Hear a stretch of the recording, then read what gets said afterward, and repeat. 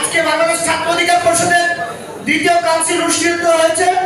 এই কাউন্সিলে সভাপতি পদে নির্বাচিত হয়েছে, সভাপতি পদে মোট ভোট কাস্ট হয়েছে 132টি, কোনো ভোট বাতিল হয়নি।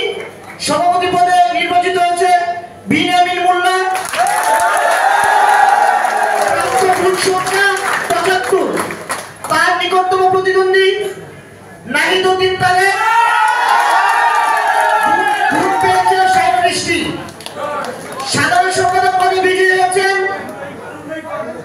নাজমুল হাসান,